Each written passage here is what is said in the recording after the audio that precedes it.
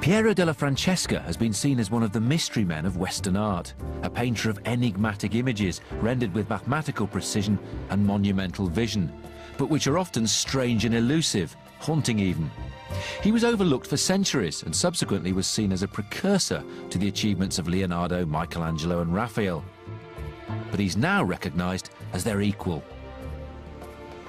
Piero della Francesca was born around 1413 here in the town of what was then called Borgo San Sepolcro, now just San Sepolcro, then as now a thriving commercial centre on the Umbrian-Tuscan borders. His father was a tanner, but also a successful wool dealer. And the young Piero went to abacus school and studied mathematics, effectively training for a career as a merchant. We know very little about his life. We do know of 26 surviving paintings, most still in situ. Nevertheless, some kind of life story can be pieced together, and by his late teens, there's evidence that he'd chosen the path of an artist. But San Sepolcro must have seemed too small for a young man with ambition, and like many, he decided to travel. Piero went first to Perugia, where he met a celebrated regional painter, Domenico Veneziano, and the two of them came here to Florence in 1439 and worked together on the decorations of the walls of a church which has now been destroyed. Now, Florence was this extraordinary cradle of culture. There'd been a rebirth of classicism 50 years or so before, and by this time, by the time Piero was here, there was an extraordinary flourishing of scholarship and arts, which no doubt fueled the young artist. The next few years remained something of a blank, but we know that around the age of 30, Piero returned to his hometown of San Sepolcro. Piero's first major work as an independent artist was this one, and we know that he signed a contract in 1445 to an organisation, a Compagnia, who were dedicated to Santa Maria della Misericordia, or the Blessed Virgin Mary of Pity and Charity, which had an oratory or a building on the edge of San Sepolcro, which it used to minister to the sick and the poor. And this was an altarpiece commissioned for the little chapel there. Now, the structure of it is quite complicated, but it follows an existing altarpiece that Piero had to paint over, and the frame, which would have been wonderfully elaborate, is lost. And this reconstruction has all of Piero's work, all the panels, but the ornate frame that binds it together is lost. Nonetheless, this work, called the Misericordia altarpiece, is unified not because of Piero's style, which actually is very varied in this work, but because of the way he has a gold background that gives an ethereal glow to the work, which binds all pieces together, and because the 5 major figures in the work, 4 saints and the Virgin herself at the centre, are standing on the same stone step, which seems to cut through space and time. Now, the work began in 1445 with the 2 figures on the left-hand side. On the extreme left, St. Sebastian, a saint who was deemed to protect people from the plague, and therefore had a great relevance to the Compagnia. And then St. John the Baptist. And the Baptist is painted in a radical way. First of all, his halo signifies his saintliness, but look, it's painted with real perspective, even though it's faded over the ages. Secondly, he clutches himself like so, and his eyes are lowered as if he's focusing inwards on himself. In fact, some art historians have described it as a rather fanatical image. I think it's more mystical than fanatical. And then the crowning glory of Piero's first phase in painting this work, the crucifixion, which is above the Virgin Mary, and the Virgin Mary herself is clad in black and reaches out in a very dramatic gesture to her son, with John the Evangelist on the right-hand side seemingly running towards and opening himself up to his Lord and Master and Saviour. Now, a few years later, Piero paints in a style that's more relaxed, more calm. Some people think the emotion is deeper, I certainly do. And he completes the picture with 2 saints here on the right-hand side. On the extreme right is San Bernardino, a local saint from Siena, who died in 1444 and was canonised in 1450. And the fact that Piero has a halo above him means that he must have painted this image sometime soon after 1450. Now, Bernardino was part of a Franciscan order. He was a celebrated preacher who was part of a kind of religious revival or renewal that was going on through Tuscany and Umbria at this time. And then, to his left, St. John the Evangelist, author of the 4th Gospel, holding the book. leading into the central image, Mary, who actually is much smaller than life-size, but when you look at the picture, she seems a colossal figure because of the way she towers over her devotees who are kneeling at her feet, women on the right, men on the left. They're the figures with which we, and certainly the faithful who came to this in the 15th and 16th centuries, would identify with. And also, it reminds us that the cult of Mary, or Mariolatry, was rife during the 14th and 15th centuries. In fact, it's been estimated that of all churches built in the 14th and 15th centuries, more than a third of them were dedicated in various forms to the Virgin Mary. Piero's reputation was clearly spreading because around 1450 he received a commission from the Lord of Rimini, Sigismondo Pandolfo Malatesta. Piero paints him life-size and tries to show the world that Sigismondo wasn't just a successful soldier, nor the despot he was portrayed as by his various enemies. He kneels at the feet of his saintly namesake, whose bones are actually buried in the chapel in which the painting was made. And Piero's job as an artist is to try and bring everything back to life. But the majority of Piero's work remained in the town of his birth. This work was painted around 1455 when Piero was living in San Sepolcro and was part of a much larger altarpiece for the church in San Sepolcro, Santa Maria della Pieve, where all the local baptisms took place, with the central panel, as we can see here, depicting the baptism of Christ. All the traditional elements are there. The old believers of the city of Jerusalem in the background, the new believers stripping off, with Christ, St. John the Baptist and the three angels. He makes it local though. The landscape, which he pays a good deal of attention to, is that of San Sepolcro and the Valley of the Walnuts as it was known, with a walnut tree here in the foreground over Christ's head. There are two curious aspects to this painting though. One is the fact that Christ and St. John look as if they're standing in a dry riverbed, but in fact Piero has very acutely observed the optical phenomenon of reflection and the angle of sunlight. Also, he's reflecting the biblical myth that there's a miracle that takes place in the Jordan when Christ is baptized and the flow is reversed. The second aspect is geometry. Scholars have related Piero's work and his compositions to the work of the great classical mathematician Euclid. To the naked eye, though, it's much easier to see this line, this central axis that starts at the very top of the arch, goes straight down through the dove or Holy Spirit, through the water that's being poured onto Christ's head, and straight down through his face and down through his hands. And everything emanates from that line. That's bang at the centre of the picture. And it's that idea, this geometric idea, that sets the tone for much of Piero's subsequent work. A marked sense of geometry looms large in this, perhaps the oddest of all Piero's works, made around 1458. It shows the flagellation of Christ, tied to a column, being whipped by curiously languid Roman soldiers, while Pontius Pilate looks on. In the foreground, three men dressed in the clothes of contemporary aristocrats seem oblivious to what's happening.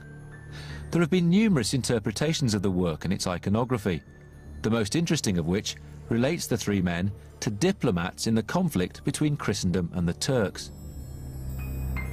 But the impact of the painting is spatial.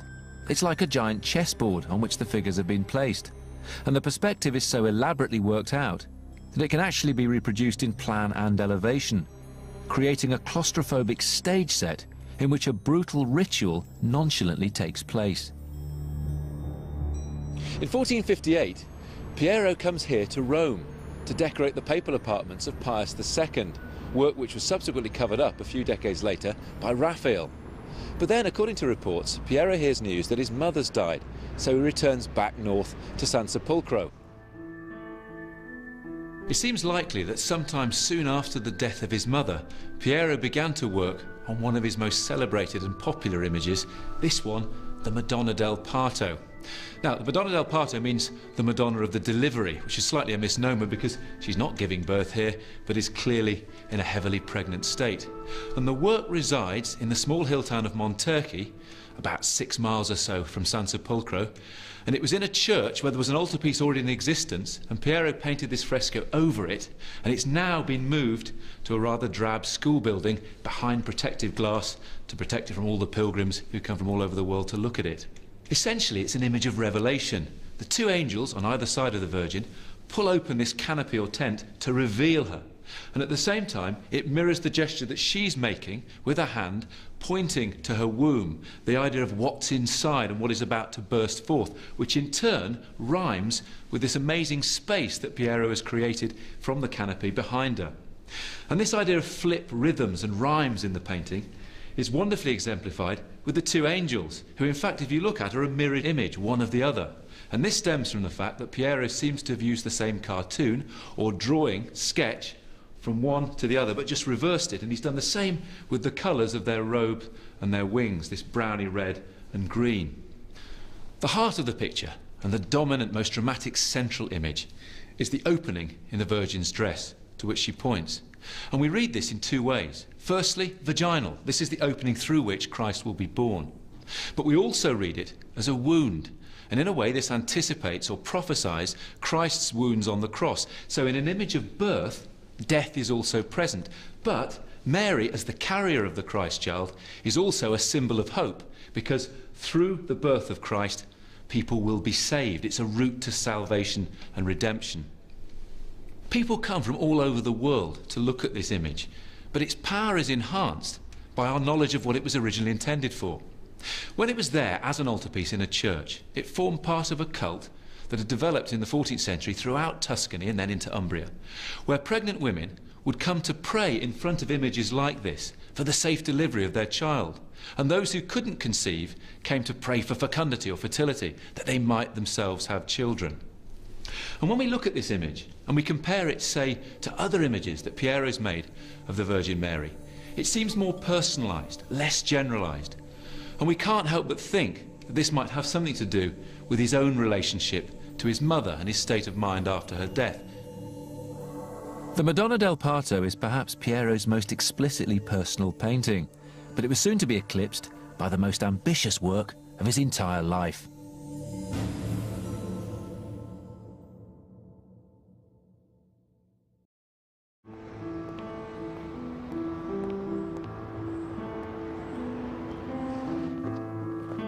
Piero della Francesca's most spectacular work is here in the Cappella Maggiore in the church of San Francisco in the hill town of Arezzo. He began the work sometime around the middle of the 1450s, and we know he'd finished it by 1466. An epic saga in fresco, filling the wall with 15 or so grand scenes telling the story of the true cross. Now, the piece was commissioned by a wealthy mercantile family, the Bacci, but the tone of the piece was established by the Franciscan order who ran this church. And from the beginning, Piero was original. He wanted to experiment and innovate, not least with the technique of fresco. Now, traditionally, it's done on wet plaster, which Piero does to begin with. But restoration and cleaning has shown that, in fact, he also used tempera and oils on top of the surface of the fresco once it had dried to give it a kind of luster and a sheen.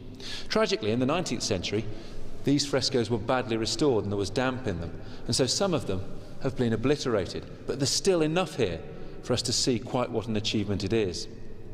Now, the story of the true cross effectively is a 13th century epic saga that details the cross as an instrument of salvation, how it's lost and found and finally restored to Jerusalem, and all of that is told by Piero. But from the beginning, he has his own original vision.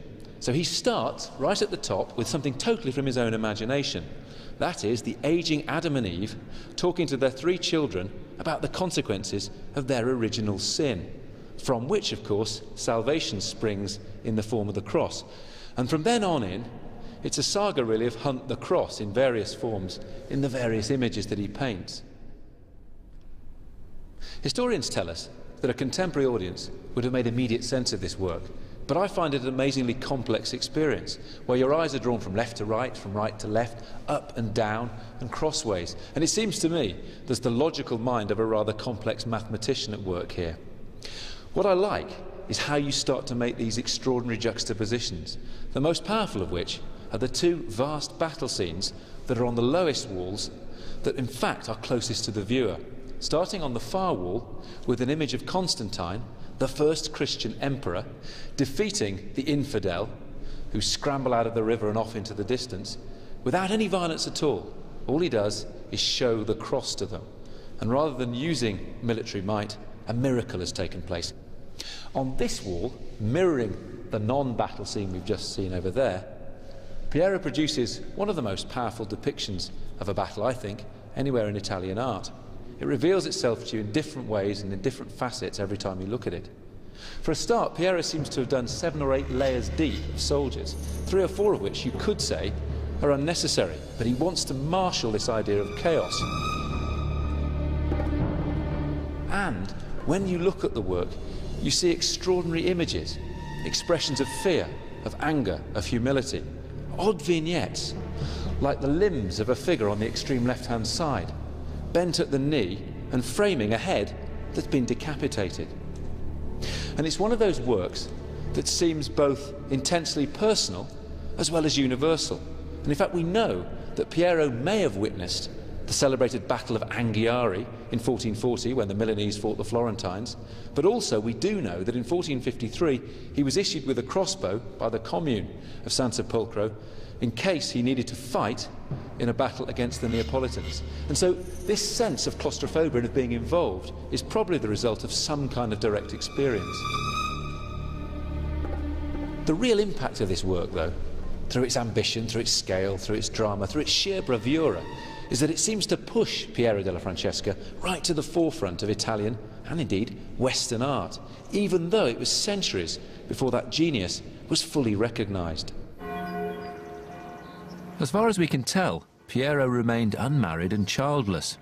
It may be something of a cliché, but it seems that he was married to his life as an artist.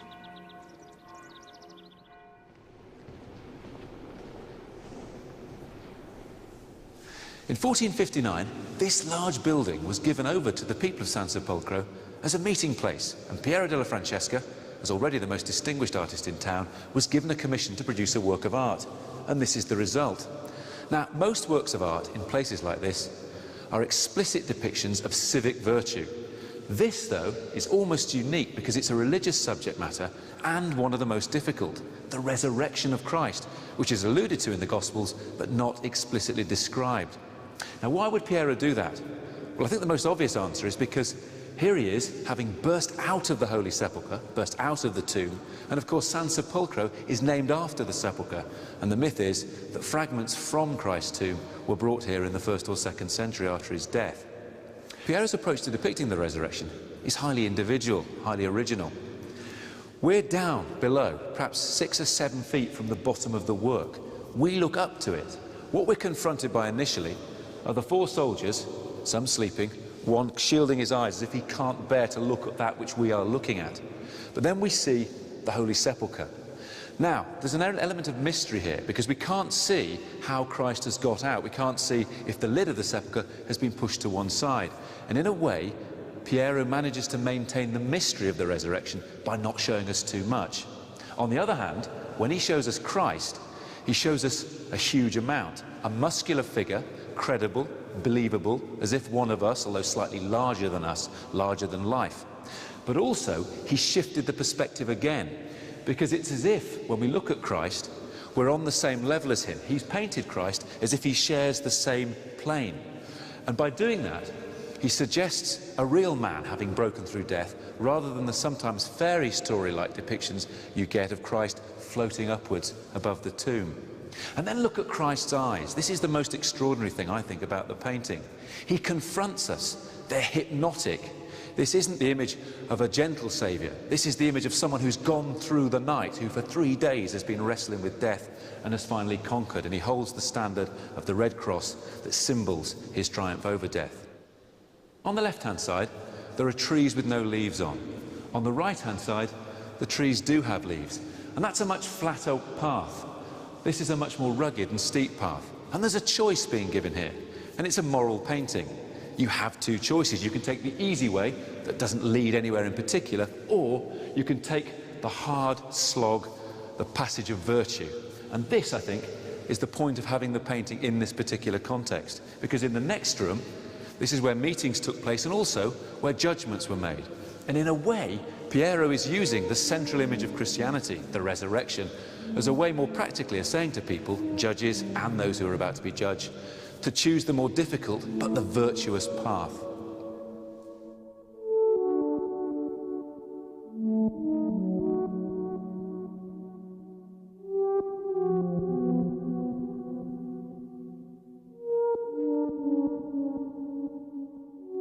There's a neat postscript to this painting, because it's widely believed that the soldier leaning back against the tomb with his eyes closed is Piero himself, and that this in fact is a self-portrait. Of course, we don't know, but there's a neat twist, I think, to this, because most artists, when they depict themselves in their work, have their eyes open, looking out at us, looking at their work. But Piero, one of the most enigmatic and mysterious figures in the history of Western art, chooses to paint himself with his eyes closed. And ironically, this work and this image is perhaps the closest we ever get to him. In the 1470s, Piero made the short journey to Urbino for a very illustrious commission. He'd been summoned to the court there to paint a double portrait of Federico da Montefeltro and his young wife, Battista Sforza, who was only 26 when she died in July 1472, having borne 8 daughters and finally a son and heir. Piero's portrait of the couple is believed to have been painted posthumously as a tribute from Federico to his wife. It's unusual to have a woman on the viewer's left, as this was considered the honorary position, but it's also to avoid showing his missing right eye, lost in a joust that also shattered his nose. For the remaining 20 years of his life, Piero stayed in San Sepolcro. During the mid-1470s, Piero began to write a book on perspective. This, more than his paintings, ensured that he was initially remembered after his death. At the heart of Piero's studies was an analysis of the proportions of the human body, which can be seen as part of an ongoing program in Renaissance scholarship, where man is seen as the centre of all things. But Piero's so much more than a student of mathematical formulae, for his art shows that the human imagination is the real measure. Having spent his life painting works for other people, Piero seems to have ended his career with a work for himself, possibly for his family tomb. The work, in the past so harshly cleaned that the surface is damaged, shows the Nativity, with the shepherds visible in the background, and an angelic choir strumming and singing above the vulnerable Christ child who lies on his mother's robe in the foreground. It's an odd, disjointed image, but it's a joyful picture where Piero seems to have shed his customary somberness in favour of a loud celebration, and with the sacred scene once again transported from the Holy Land to the outskirts of San Sepolcro. Piero died in 1492, his fame rapidly diminishing, partly because the great geniuses of the High Renaissance were about to burst onto the scene, and also because his work was in such mainly obscure places. But 400 years later, his reputation began to flourish. Cézanne and Picasso both hailed him. Today, thousands make the Piero pilgrimage to Italy, yet he still remains the most enigmatic of all the great artists.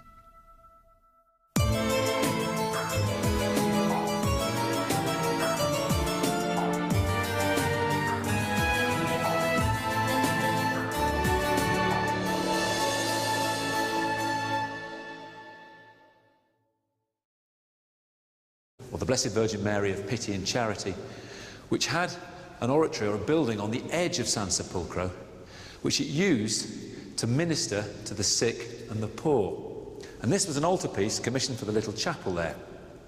Now, the structure of it is quite complicated, but it follows an existing altarpiece that Piero had to paint over, and the frame, which would have been wonderfully elaborate, is lost. And this reconstruction has all of Piero's work, all the panels, but the ornate frame that binds it together is lost. Nonetheless, this work, called the Misericordia altarpiece, is unified not because of Piero's Leonardo, Michelangelo and Raphael, but he's now recognised as their equal.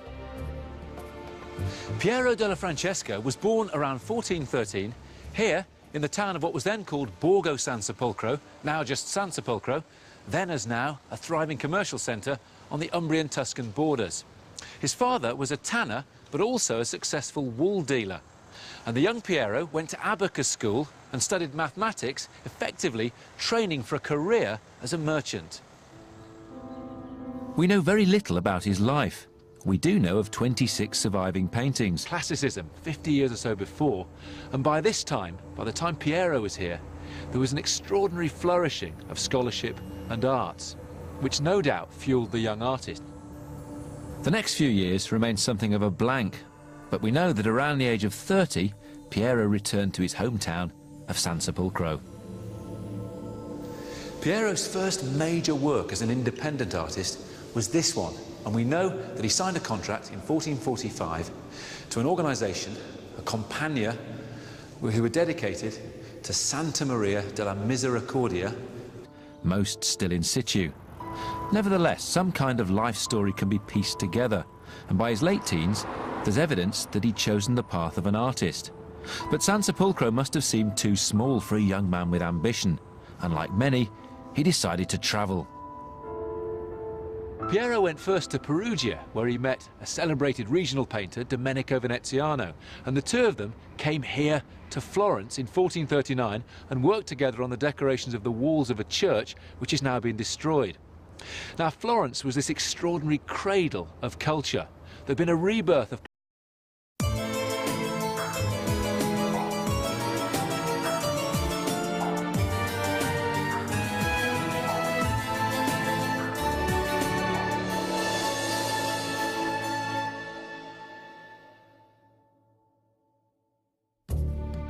Piero della Francesca has been seen as one of the mystery men of Western art, a painter of enigmatic images rendered with mathematical precision and monumental vision, but which are often strange and elusive, haunting even.